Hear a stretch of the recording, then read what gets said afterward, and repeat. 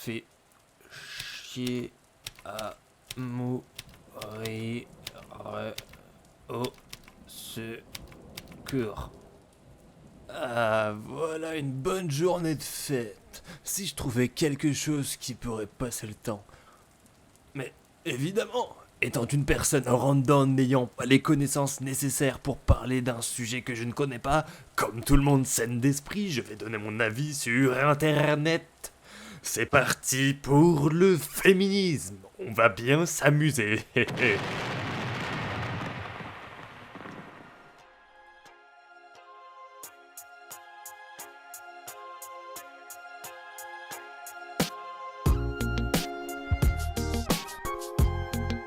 Bonjour à vous, visiteurs des internets. Vous seriez en droit de vous demander « Mais qu'est-ce que c'est cette vidéo ?» Déjà 1 minute et toujours aucun rapport avec tout ce guac. Ce à quoi je vous réponds « Oui ». Mais cesse de grivoiserie, petit gourgandin, et commençons la vidéo en choisissant un sujet analysé dans la première partie du deuxième sexe de Simone de Beauvoir.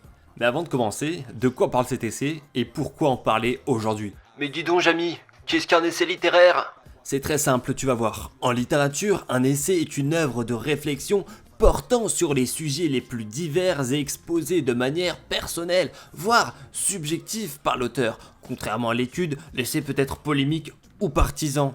Merci, Jamy, je retourne en Wikipédia.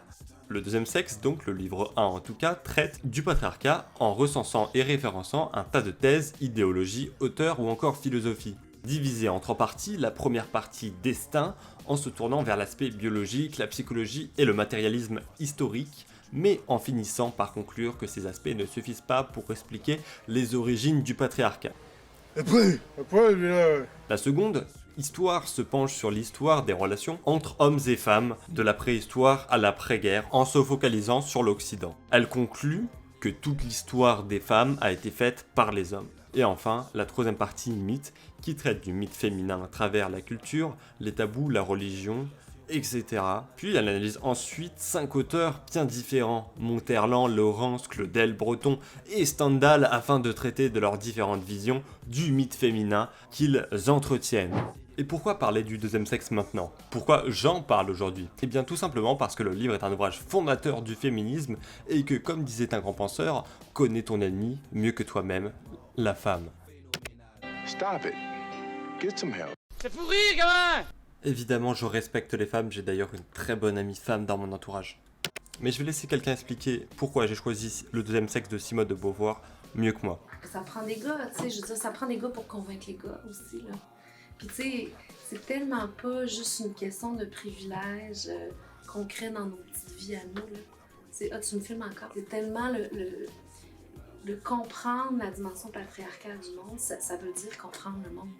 C'est vraiment une paire d'antennes là, qui te permet de voir plus loin, plus profond. Moi, je suis certaine que quand on n'a pas la part de lunettes féministe, il y a une bonne partie de... Bon, c'est sûr que c'est pas dans tous les aspects de la vie où il y a une dimension patriarcale aussi forte. Mais moi, je suis certaine qu'il nous manque... c'est un gros filtre. C'est un gros filtre qui nous empêche de voir beaucoup de choses, je pense. Ceci fait, c'est maintenant l'heure de choisir un sujet à aborder. Mais de quoi pourrais-je bien parler? Car effectivement, le deuxième sexe est un véritable terreau fertile à un tas de réflexions. Mais évidemment, aujourd'hui nous parlerons de l'existentialisme du livre. La vidéo sera donc divisée en 2 parties, la première le contexte de création, et la deuxième, 5 raisons pourquoi l'essai est existentialiste. Bonne vidéo à vous!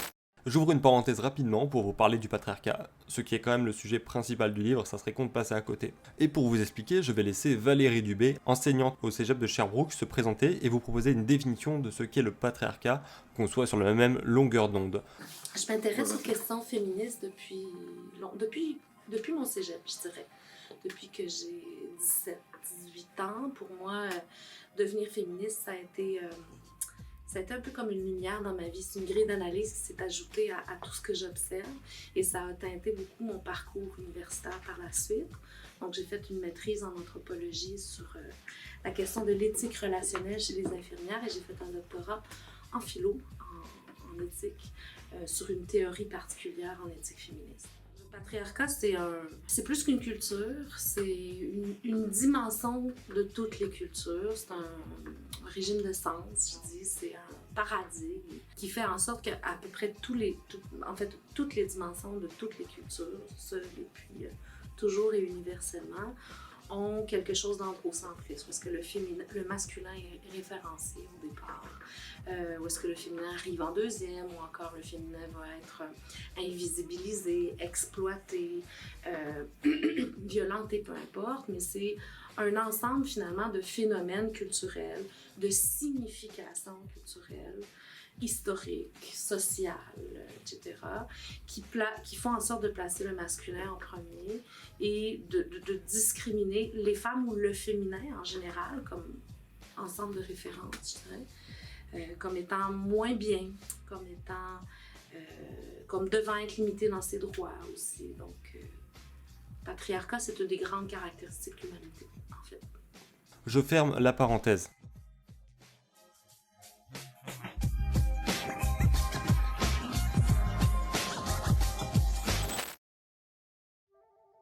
Le livre est sorti en 1949, période d'après-guerre qui a vu la Seconde Guerre mondiale apportant avec elle entre 50 à 80 millions de morts, les crimes contre l'humanité ou encore des choses fun comme la bombe atomique. À la suite de la guerre contre le Troisième Reich allemand, le monde s'est vu divisé en deux groupes. L'Est, représenté par les vilains communistes avec leur pas si sympa goulag, Mais c'était sûr en fait! leur pas si sympa Staline, et leur pas si sympa lutte contre les gentils patrons. Petit patron, tu es tout seul. Et l'Ouest avec leur super cool culture du c'est nous qui a raison, leur super riche avec plein d'argent, et leur super cool guerre comme la guerre de Corée, et leur super liberté d'être raciste, antisémite et complotiste sur Twitter, mais je m'égare un peu. Division du monde qui entraîne ce dernier dans une super période qu'on appelle la guerre froide. Je sais pas si vous l'avez, mais ça a pas l'air hyper chaud comme période. Tu fermes ta gueule, putain! Tu fermes ta gueule! Merci, votre honneur. La nouvelle force et culture mondiale devient les États-Unis, et on voit apparaître suite à cela beaucoup de mouvements d'indépendance nationale dans de nombreuses colonies. L'État de Jérusalem est créé directement en Palestine, on assiste à une forte période de croissance économique appelée les 30 Glorieux. Du côté de la France, on participe à la guerre d'Indochine contre l'indépendance de ces derniers, et un peu plus tard, c'est au tour de l'Algérie de réclamer son indépendance. Des guerres civiles éclatent en Chine et en Grèce, faisant des millions de morts. Les Nations Unies sont formées afin d'éviter un nouveau conflit aussi catastrophique. Les ségrégations raciales sont toujours présentes un peu partout dans le monde, et plein de trucs sympas comme le fait que l'on commence à ressentir un impact écologique de la décadence humaine. Autrement, du côté de la culture, le cinéma commence à prendre une certaine ampleur dans la culture générale. Les États-Unis répandent leur culture et leur mode de vie partout dans le monde, comme le rock'n'roll, le jazz ou encore l'American Dreams. Du côté de la littérature, l'existentialisme commence à s'implanter en France dans les années 40, et les femmes, elles, sont poussées à la procréation pour pallier le nombre de morts de la Seconde Guerre mondiale.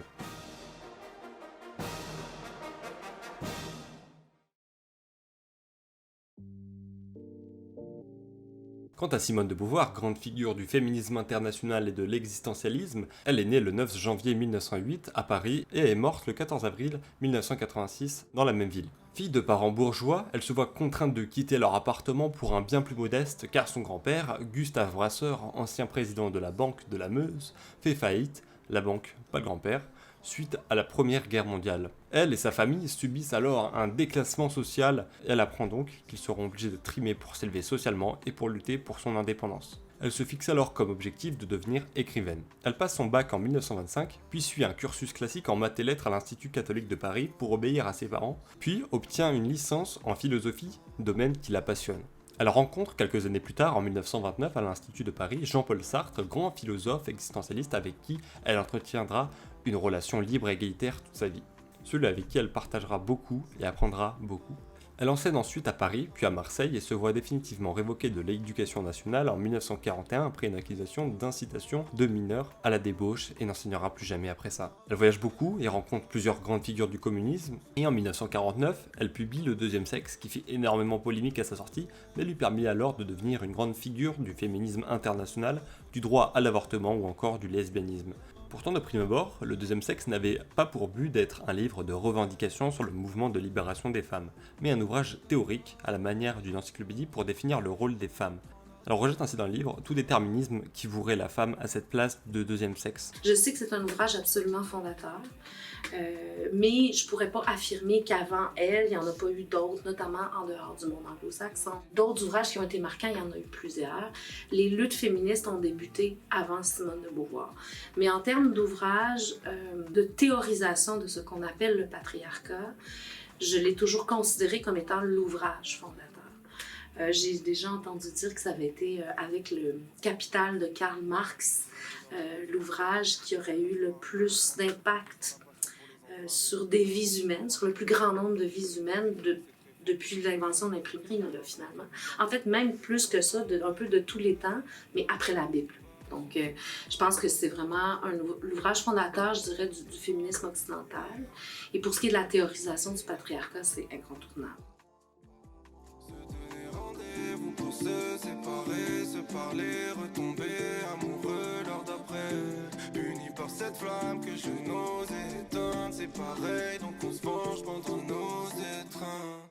Dans cette deuxième partie, nous allons voir quelques raisons du pourquoi le deuxième sexe est un ouvrage existentialiste. Mais avant, définissons d'abord l'existentialisme. Mais dis Jamy, qu'est-ce que l'existentialisme? J'ai comme l'impression d'un déjà-vu. Normal Fred, c'est ce qu'on appelle dans le cinéma du recyclage. L'existentialisme est un courant philosophique et littéraire qui considère que l'être humain forme l'essence de sa vie par ses propres actions, celles-ci n'étant pas prédéterminées par des doctrines théologiques, philosophiques ou morales. L'existentialisme considère chaque individu comme un être unique, maître de ses actes, de son destin et des valeurs qu'il décide d'adopter. Merci Wikipédia. Donc commençons tout de suite. Numéro 1. On peut lire noir sur blanc à la page 33, la perspective que nous adoptons, c'est celle de la morale existentialiste, en parlant de la manière dont sera traité le problème humain, ici donc le patriarcat. Rien à rajouter. Et voilà, c'est plié. Numéro 2. Le jeu existentialiste est un jeu englobeur. Ce jeu ne désigne pas seulement Simone de Beauvoir, mais les femmes en général. Regardons plutôt du côté de France Culture pour mieux comprendre.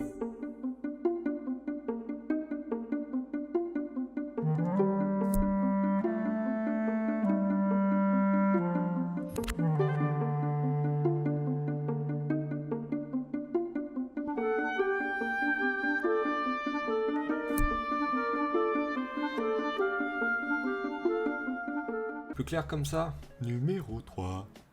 Tout au long du livre, elle répertorie un tas d'ouvrages, de données et d'auteurs qu'elle cite. Normal donc qu'il y ait des citations dans son livre.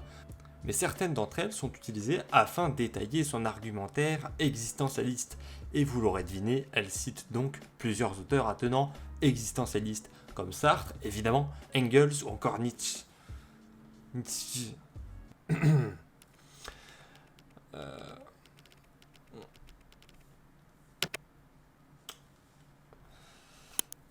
C'est plutôt cocasse. Friedrich Wilhelm Nietzsche. Et on continue avec le numéro 4. Alors, au terme de ce petit développement sur l'existentialisme, vous serez en droit de me dire « Ok, mais quel rapport avec le féminisme ? Parce que c'est bien beau de théoriser sur le fait que l'être humain n'a pas d'essence, mais concrètement, on ne voit pas très bien ce que ça a à voir avec le féminisme. Bien ce que ça a à voir, c'est très simple. C'est que si l'être humain n'a pas d'essence, si c'est l'être humain lui-même qui définit son essence, eh bien ça veut dire qu'il n'existe pas plus d'essence humaine qu'il n'existe d'essence féminine. En d'autres termes, la féminité, comme la masculinité, ça n'existe pas. Alors qu'est-ce que je viens de vous montrer? Eh bien, comme on l'a vu un peu plus tôt, l'existentialisme est opposé à l'idée même comme quoi nous serions prédéterminés à quoi que ce soit. On peut donc relier cette idée libérale, cette idée du choix, en citant une phrase tirée du livre « On ne naît pas femme, on le devient ». Le livre est existentialiste car opposé à toute forme de déterminisme. Et enfin, numéro 5, comme toute œuvre un tant soit un peu bien foutue, ça fait réfléchir. En effet, elle nous invite à réfléchir sur les conditions humaines en nous lançant sur des pistes de réflexion. Et si on en croit le Larousse, le trait peut-être le plus caractéristique de la littérature dite existentialiste est l'engagement conçu comme une expérience, comme une situation de l'écrivain, plutôt que comme une loi morale. Et le deuxième sexe, comme vous l'aurez compris, est un ouvrage malgré lui engagé dans la lutte féministe, d'où donc sa tendance existentialiste. Enfin, voilà 5 des points du pourquoi le deuxième sexe est un ouvrage existentialiste.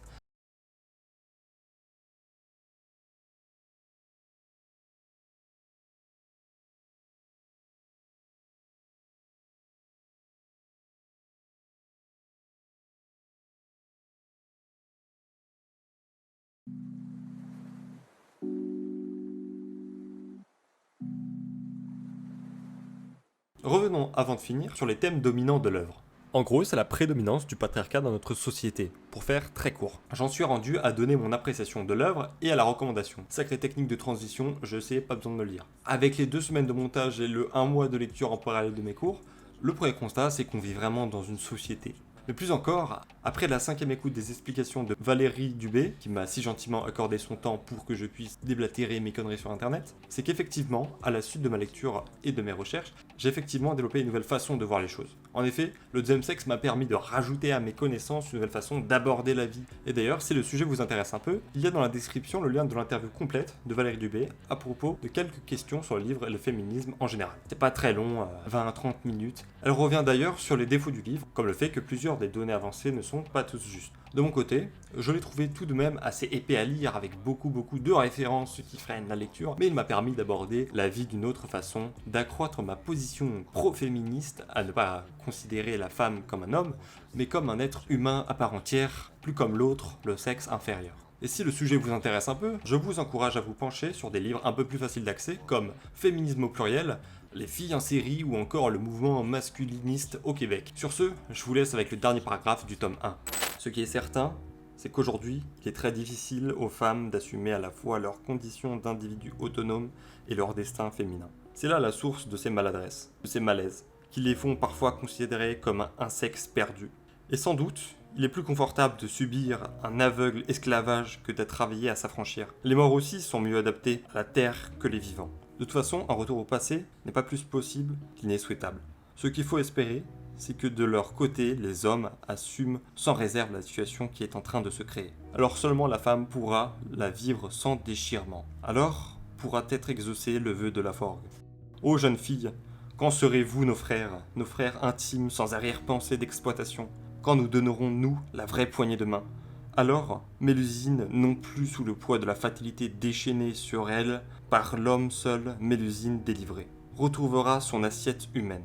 Alors, elle sera pleinement un être humain quand sera brisé l'infini sévrage de la femme, quand elle vivra pour elle et par elle, l'homme, jusqu'ici abominable, lui ayant donné son renvoi.